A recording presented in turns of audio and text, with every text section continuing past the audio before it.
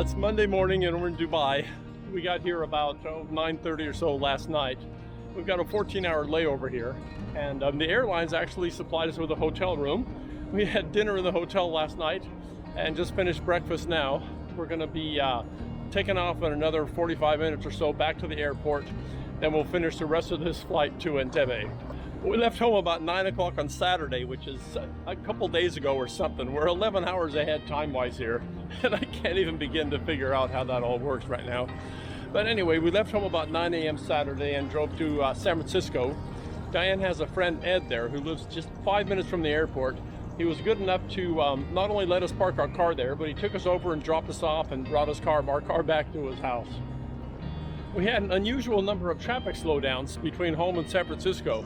Normally a Saturday morning drive is really a breeze, but this time, just to the west of Sacramento, big slowdown several times on the way to the Bay Area. And once we got there, a big slowdown at the Bay Bridge. You expect some kind of slowdown there, but this was a real big one. It worked out time-wise anyway. We got to Ed's house in time to visit a little bit with him. Then he took us to the airport. And we got through security quick enough. We still had time to go to a lounge and get something to eat. By now it was after 3 o'clock, and we hadn't eaten since breakfast. Our flight was supposed to leave at 5:05 p.m., and things were going really smoothly. Everybody got boarded on time. We left the gate and started taxiing toward the runway. And then suddenly we stopped. And we sat there for maybe 20-25 minutes, and the captain announced that one of the passengers was having some kind of a medical problem. So we turned around, went back to the gate, got that passenger off. By the time the plane was refueled, it was after 6:30 before we finally left the gate for the second time.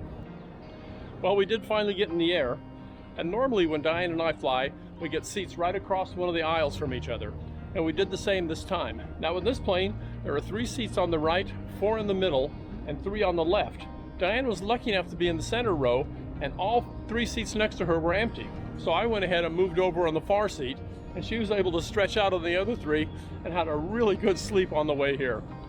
Once we got here, we had to, of course, go through passport control, caught our shuttle here to the hotel. When we walked out of the airport, it was 107 degrees. That was at about 9:30 at night. And this morning, by 6 a.m., it was already 100 degrees.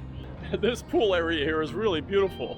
We had to check our luggage all the way through to Entebbe, so all we had was a carry-on, and we just brought the essentials. We didn't even think to bring a bathing suit. A swim this morning would have just been amazing. Well, it's time to head back up to our room, get our stuff, and go out in front of the hotel and wait for the shuttle back to the airport. And we'll get on our next flight to Entebbe. I think it's about 5.5 hours, so this is going to be a lot easier than the 16 hours it took us to get here.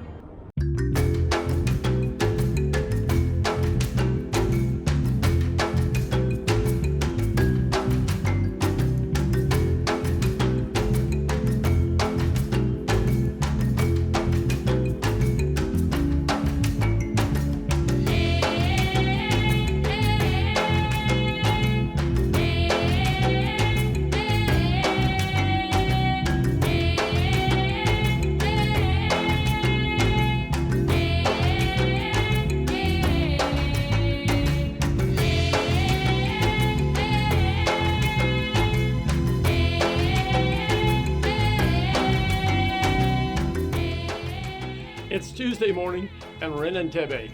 Our flight got in yesterday about mid-afternoon.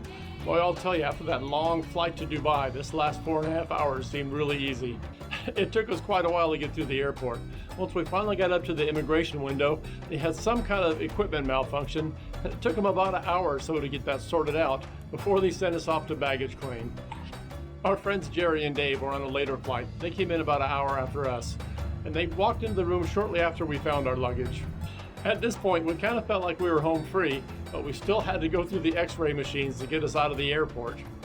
There were 2 x-ray machines, and the one we were waiting for broke down, so everybody at that machine rushed over to the other, causing quite a traffic jam there, and it didn't take long before that machine broke down too. Dave had managed to just squeak through before the breakdown, but the rest of us were held up for almost another hour. It was such a relief when we finally got through and walked outside and saw Dave standing there with our driver. Once we got here and got settled in, we all met at the hotel restaurant for dinner.